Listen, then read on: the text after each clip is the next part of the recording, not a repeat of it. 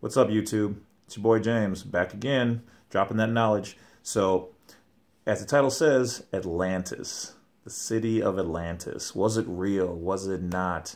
All right, I'm going to try not to make this like a 3-hour video. I'm going to try to keep it down to 30, 40 minutes tops. All right, but that's a lot of information. All right, and this is one of my favorite, if not the top 1 out of 5 favorites I have. All right, so let's just get into it. All right, so the beginning stories that we have that are, I guess, verifiable would be the fact that Solon, who lived hundreds of years ago, basically went to Egypt. And when he went to Egypt, he wanted to learn about hidden mysteries about the Egyptians. Well, he runs into an Egyptian priest who took him into the underground library, the hidden archives of the Egyptians. Well, it became the Egyptians. It was originally the Atlanteans, but you should know that if you've watched any of my other videos. All right, so the priest goes to tell him that all of this was built by the ancient ones in the time of Zep-Tepi, the Atlantean rulers. They called them gods, even though they really weren't gods, but they were, in Atlantis' heyday, they were technologically advanced. They had manipulated the human genes. There was giants, there was half-breeds, there were centaurs, all those kind of things. You know, there were unicorns were around. All these things were real, and they existed. And a lot of it had to do with the Atlanteans basically messing around with genetics, kind of like where we're going today in the United States, which some people call the U.S. of A, the United States of Atlantis. That United States is the new Atlantis. So there's a thought. Anyway, so as an offshoot of that, people talk about how that the world in those days was destroyed by the flood of 10,000, 12,000 years ago because of the world being wicked, as the Bible says. And it was, some people have put it together that it was because of the Atlanteans and what they did, which is why stories all around the world talk about how the Atlanteans were trying to conquer the world. The Atlanteans lost a lot of that technology before the flood because there was other upheavals of the land which destroyed a lot of their technology. So kind of like today, if the electrical networks were to go down, we're going to kind of be screwed for a while. We can take damage here and there, but if a major portion of it goes down, everybody's going to turn Neanderthal real quick. So this priest gave Solon this information, and that information went back with him, and then he gave it to Plato. Plato, years later, came across this information after hearing the story and then rewriting it down and all that good stuff, spread that information in his chronicles of Timaeus and Critias. Now, a lot of people want to say it was just a story to say that we shouldn't do bad things, but he could have just wrote that straight out. He didn't have to make up a city, which is based off of countless other cultures around the world talking about the same city, okay? Way before he knew about the city, other ancient cultures were talking about the city of Atlantis. Some of them pronounced differently, but still Atlantis. The Atlantean, Aztec, if you want to call it that. Aztec got their name from the Atlanteans. Some of the people in South America still have weapons called atlatls, ATL, ATL. The name Atlanta, even like Atlanta, Georgia, that came from the Atlantean. The ocean itself, the Atlantic Ocean, where did that come from? Who named it? Probably because the Atlantean people owned that ocean. They were right in the center of it. It was the Atlantean Ocean. The Greeks and Romans, you know, talking about Atlas and whatever else, that came from the city of Atlantis. So anyway, let's go on. So that story got out, and then people weren't sure if it was real, wasn't real, things of that nature. And then it spread around, you know, the world even more so. Instead of just being a little localized thing, he pretty much made it famous. And then, of course, people don't want to give him credit where credit's due. He didn't say this was a fake story. He didn't say this is an allegory, not to believe me. He put it out there as, this is information that you need to know, and they took things as real. In those days, if it wasn't real, then they would tell you, this is not real. This is just a story. But that's not how he proclaimed it. So other interesting facts. Now, in the beginning days of the Atlantean Empire, and a lot of this information is stuff that I've read in some of the ancient Masonic books. I've read some of this information from Edgar Cayce, The Sleeping Prophet. I would suggest reading his chronicles on Atlantis. They talk about the Law of One. They talk about things that went on in those days. A book that collaborates that is The Dweller of Two Worlds by Philos, P-H-Y-L-O-S. Another individual who they actually, long story short, confirm each other's stuff. Philos never read Edgar Cayce's information. They lived at two different times, and a lot of information contained in both things. And Philos was not he wasn't a learned man. He didn't read. He learned to write later on, and so when he did write down his chronicles of his dreams of his past life as a Atlantean countryman, he had no idea about Edgar Cayce's information, because Philos didn't write his book. Well, he didn't write his chronicles, and then it became a book later. But that was so he died first. Then you had Edgar Cayce. Edgar Cayce never read his work because it wasn't published at the time. It was still in the works. But when Edgar Cayce died and then left his information, you had two people at two different works who never seen each other. But yet they both talk about one key thing that I remember off the top of my head is that ancient Africa was called Necropan. And they both used that term. As I read both their books and did the research to find out they both lived at two different times and never read each other's works, how did they both know to call ancient Africa Necropan and have almost identical information about the daily lives and things of the Atlanteans? So definitely worth it to read both those things. Like I always tell you in all my videos, do your own research. I'm just here to basically show you the lighted path. It's up to you to walk it. The ancient Atlanteans used to revere the color white and blue, and white for purity, blue for the canopy of God in heaven. And for those people who follow my videos, you know that there's a reason to believe that the Hebrew people, which in the old days liked the colors red, white, and black, as you've seen in the story of Noah, or Moses rather, you know, those were their colors. Towards the end of the Atlantean Empire, the Atlantean colors were red, white, and black. The Israel flag today, which Israel means those people in whom God protects or serves, their flag is white and blue. So just interesting little correlations there. I'm not saying it's 100% proof by any means, but just something to think about. Sorry, looking up some notes I have written here. On what was written on the Atlantean text was that and also in these books, on the gates of Atlantis, there was a 6-point star. Once again, the male and female symbol put together to form a 6-point star, which coincidentally also matches the Masonic square and compass.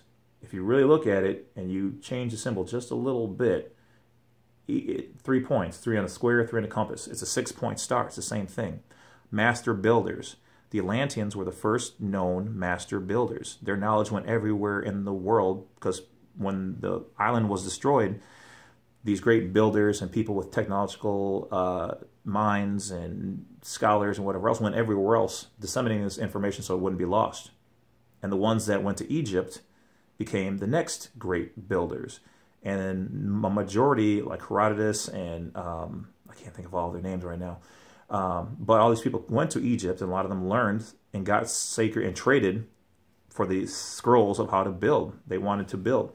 A lot of the Atlanteans went to ancient Rome and Greece and whatever else, Italy in those days, and became the Trojans, became the Romans, became the first, you know, whatever. And that's why a lot of their belief in the ancient gods, their names are based off of the Atlanteans. Atlas, you know, Vulcan is another name for Thoth.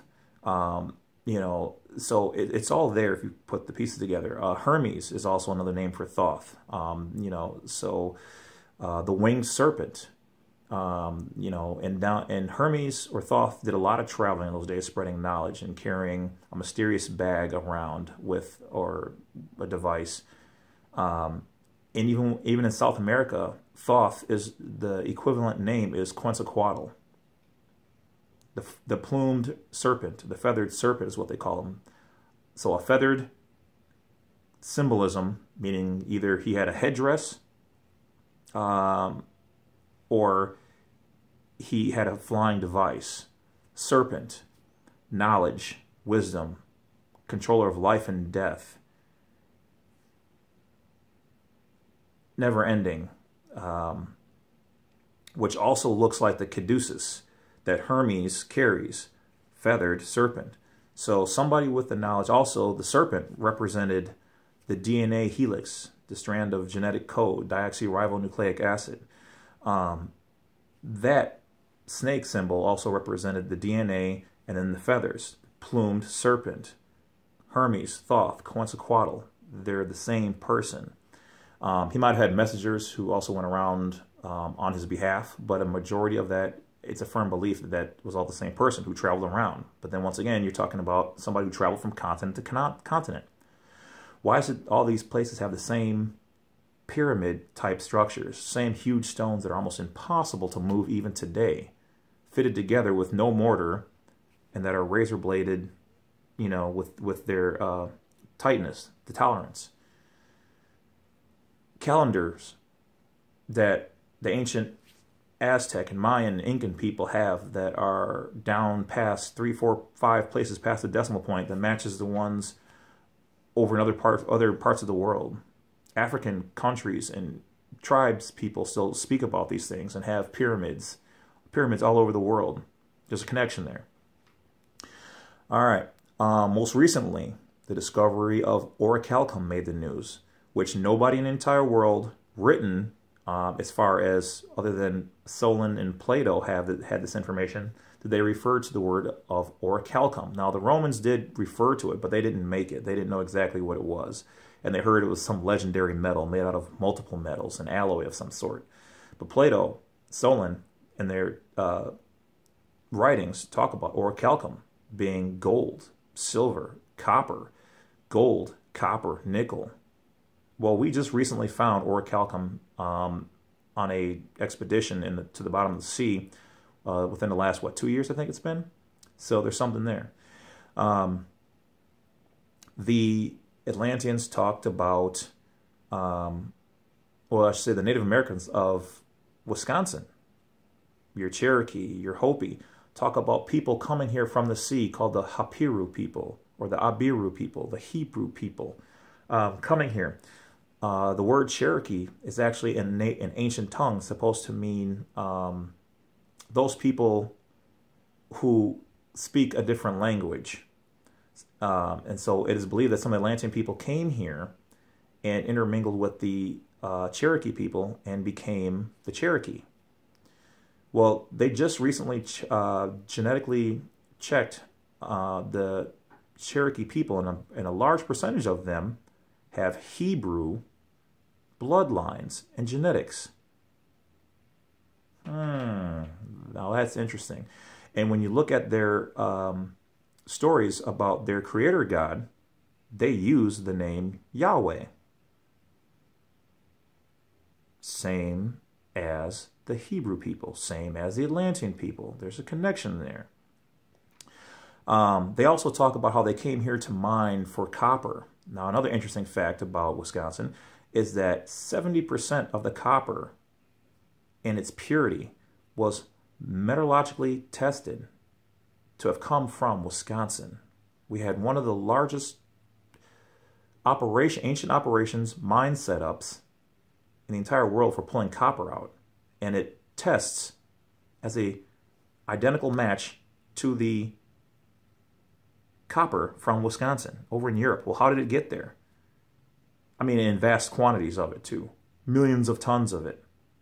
And when they carbon dated the fire pits around these mines that they found, they were to have existed 10,000, 12,000, 15,000 years ago. So somebody here was doing a lot of mining when there wasn't supposed to be anybody here but the Native Americans doing mining. And the Native Americans really didn't believe in mining because they thought it was removing the blood of the earth, of Mother Earth. So they didn't do it. And they weren't too happy about the Atlantean people doing it either. But that's another story, I guess. In Timaeus and Critias, Plato speaks about the measurement of a stadia. No one else used it. You can look it up on Wikipedia. No one else in the world used it. Other people try to claim it. But that original world in those days was not used by anybody else. And a lot of the Atlantean words will have lots of A's in it. Atl, A, stadia, maritime comes from the Atlanteans. Those were their words. Now, it might have been pronounced differently in those days, and we're still discovering and learning how to decipher some of their words and things. But ancient Hebrew text is a 90-some comparison match to the Atlantean text. And I had one of my friends who's a Hasidic Jew who studies these things. I showed him some words from the Emerald Tablet of Thoth, the Atlantean. And he was like, these are our lettering, and there's lettering on here that I don't even recognize. He's like, this is really old stuff. And he never even knew about the Emerald Tablets of Thoth until I introduced it to him. Awesome guy. I won't tell you who he is right now, just because I don't know if he wants to be blown up on Facebook or be bothered. But he studies this, you know, that chapter of it, and now I just opened up a whole new world for him, and he helped me bring some things together. So I'll just say his name is Chad, and he's an awesome guy. So going on from there, Thoth himself in the Emerald Tablets talks about he built the pyramids. He talks about them also being a safe house of knowledge. Talks about there being underground halls of Amente, and some other very fascinating readings in there. The pyramids, we still don't know exactly 100% what they were used for, but evidence would say that they had, that the pyramids gave off some kind of wireless power, kind of like Nikola Tesla has always been trying to push. The belief is that they had, somewhere in there they had microwave technology, which some of the openings match 8.4 by 4.8, which is a waveguide for making microwave or maser type energy. What they call as the sarcophagus, which is not a sarcophagus, in the inside of the pyramid, might have been a power generating chamber. Now, nobody to my knowledge has taken a Geiger counter in there to see if there's any radiation in there, which would be awesome. So if anybody watching this ever does, that'd be awesome. Maybe I'll tag, you know, Christopher Dunn and some of the other guys I know in this so that they can do it when they go. Linda Howe, or the tinfoil hat lady, some of my favorite people who travel around and help discover some of this stuff. But that happens to be the almost perfect dimensions for the Ark of the Covenant to fit inside. And some people have even alleged that the reason why Pharaoh, after a day or two later, after freeing Moses, followed and chased and hunted Moses down, was because Moses apparently stole the Ark of the Covenant, which had, you know, either the power of God in it or whatever was contained in there. And that was what enabled them to power some of their devices. He stole basically the reactor, which allowed them to power their tools and to keep their lights on and things of that nature. Some people also say that the pyramids were also a water pump. It pumped fresh water. Because if you think about it, the Nile was, and you can look it up, brought in brackish water. Good for crops-ish, but it had a lot of salt water and it was kind of muddy. So some people believe that they pumped up water. Some people believe that they pumped and filtered water. And then if you look on the back of the dollar bill, you'll notice that the all-seeing eye is on top of the pyramid as a shining eye. Well, there's stories that talk about that the top of the pyramid was either some type of large crystal. There's stories that talk about the pyramid itself giving off a light as a beacon. So we don't know. But we do know that the pyramids are placed in a position where the stars of Orion's belt and Orion directly correlate to the pyramids on the Earth. So once again, so above, so below. Now here's my challenge.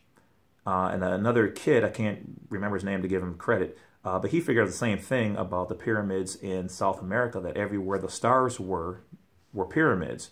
So in Egypt, if you guys want to find more pyramids, mathematically deduct where each pyramid should be and how far over and by how many coordinates, or exact coordinates, where Orion's shoulder and bow and part of his legs and knees and whatnot are, and I guarantee you will probably find the remnants of ancient pyramids or underground things, because the Atlantean people, also then adopted by the Egyptian people, had a lot of stuff underground because it was safe. It was safe from predators. It was safe from aliens, conquering, invading people, hiding knowledge. You can see a building on top of the land and go and destroy it and loot it and whatever else. But you ain't finding too many hidden places underground, which is why the GOV and the US of hides things down there.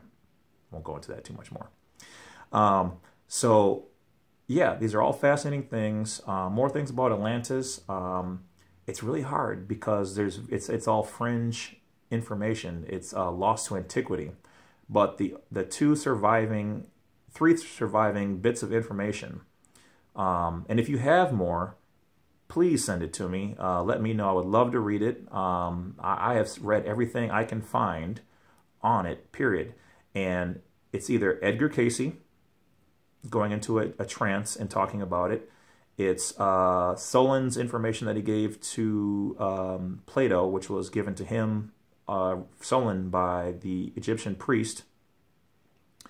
Or A Dweller of Two Planets by Philos, who I believe was an American, average American person in those days, in the 1800s, late 1800s, who wrote about this from memory. So if you have more information, let me know. I would love to find out. Anything you have, please reference where you got it from and let me know. So down in the box down there, you know the drill. All the information, please subscribe, like, comment, and like I said, seriously, if you have more information on Atlantis, it comes from a source, not just what you think. And even what you think, I wouldn't mind hearing it. So you know how to get a hold of me. That's about it. Talk to you guys later. Thanks.